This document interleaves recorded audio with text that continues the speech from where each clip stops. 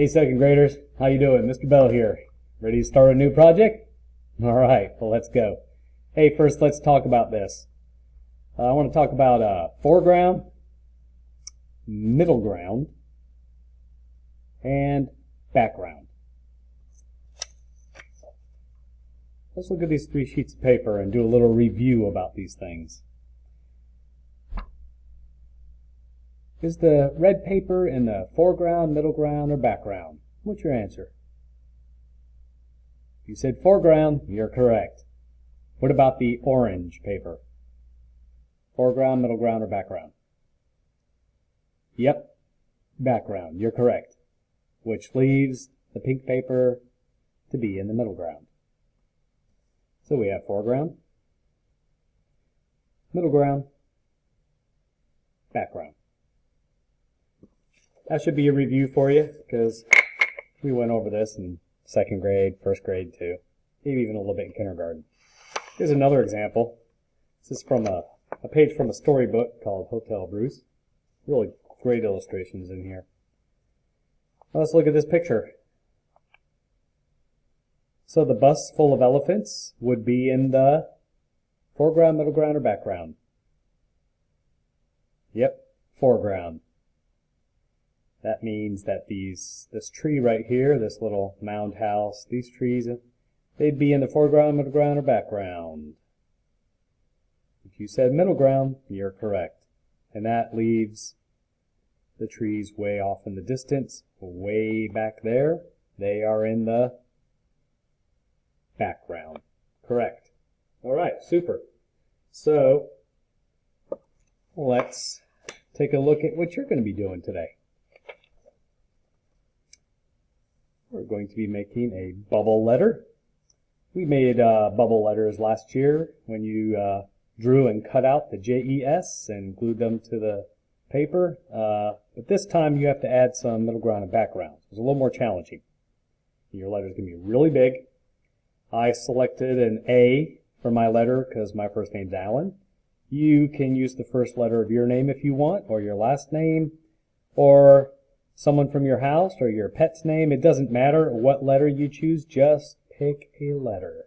Okay? We're going to start this project out using pencil, foreground, middle ground, background, all in pencil. All right, let's get started. First thing you want to do is use some lines to make your letter. I call this a stick letter or a line letter. That's just a guide to go by, so don't make it too dark. You're probably going to want to erase it later. Some people might decide to keep the line letter as part of their design inside their letter, but I think I'm going to erase mine. Pick any spot you want to start driving around it. That's just going around the letter like this.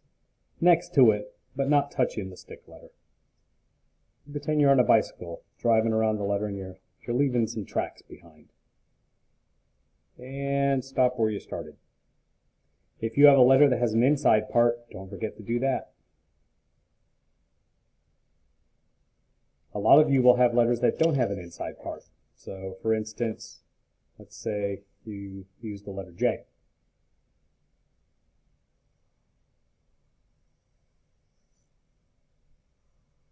You just go around it like that.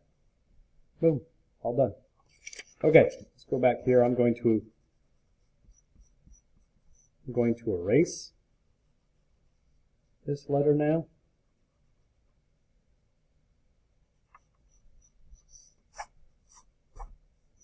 There we go. And I am ready to design. You might want to fill it all with little hearts or little stars or stars and stripes, or really flowers, little footballs. Anything that you want to put in there, you can put in there. Or even a pattern, which is what I'm going to do. I'm going to make an ABC pattern. So I'm going to go like this, zigzag, straight, dashed. Then I go back to the A again. A is a zigzag. B is the straight. C is the dashed. Okay. and back to zigzag, straight, and dashed. A, B, C, A, B, C, A, B, C. If you want to do that, you can. All right, next I'm going to put some designs that go behind the A, because I want the A to be in the foreground. And I'm going to put some curvy lines, jump over to the other side. Make these a little thicker. Yeah. There's another one.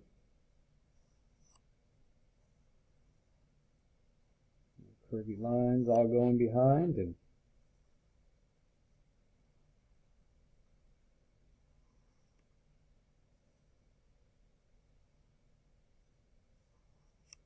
all right, so now I've got foreground and background, but these are going to be in the middle ground soon because I'm going to add some elements behind both of these. Straight line, jump over, jump over, jump over. Now that line looks like it's behind the curvy line and the letter. Put one on this side. And I'm going to put one on this side too to balance it out a little bit. There we go. Foreground, middle ground, background. All right. Super. What we're going to do next is we are going to trace all these lines. You can trace them with a crayon or a marker. It doesn't matter what you use. Just make sure. Trace it carefully. I could have traced with a crayon too. You might not have markers, or your markers may have run out, and all you have to use is crayons at the moment. Still does the trick. Okay? Don't forget the inside part if your letter has an inside part. And make sure I trace that too. Make sure you put your cap on all the way so it doesn't dry out. And time to trace the pattern. I'm going to trace all my zigzags now. Like if you're using crayon, same thing. Just trace it. Have to push a little harder with crayons is all. Zigzags are done. I'm going to move on to straight lines. I'm going to make those orange. Straight, straight. Those are the B's. The A's are the zigzags. The B's are the straight lines. And time for the dashes. You don't have to go as fast as me. I do only have a certain amount of time to make the videos. 15 minutes tops, so you might see me go a little fast at times. That's because the clock's running out and I need to get finished. And I chose all warm colors in here. You don't have to worry about choosing warm or cold colors for the foreground or the background or whatever. That's totally up to you.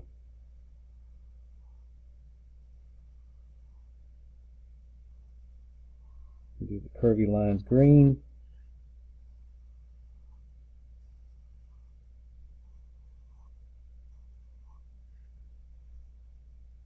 Don't forget that part in there. It's real easy to skip these inside parts. You see how I forgot that in there?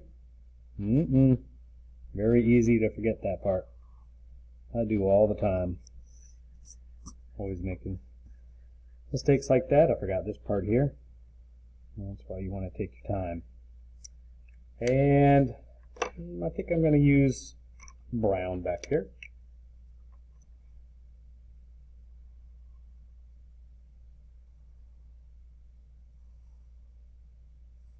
I decided to use more colors from nature in the background. These are actually my two favorite colors, green and brown.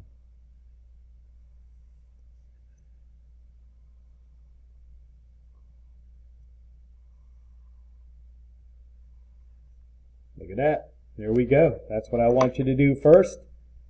Get your letter, get your background, foreground, middle ground, background.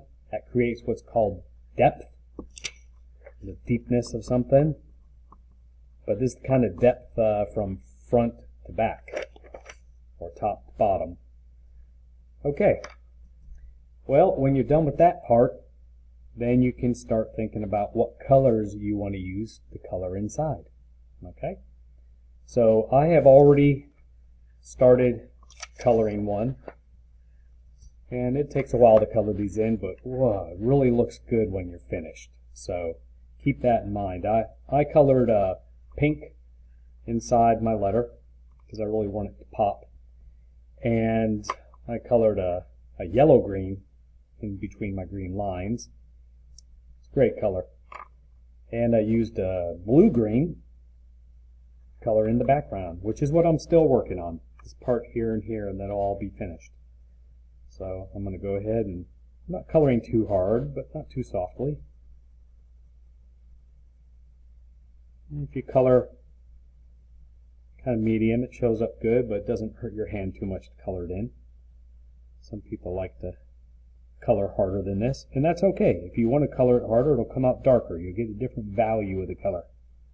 Values, lightness or darkness. So look, light, medium,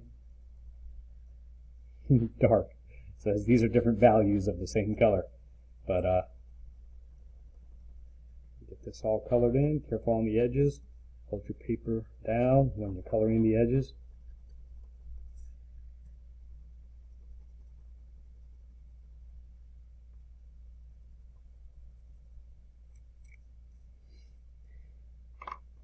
And you're all finished. Take a picture of it, upload it to Google Classroom, take a picture of it, send it to my email. Can't wait to see your finished product. You have fun with this, okay? All right. We'll see you later. Bye-bye.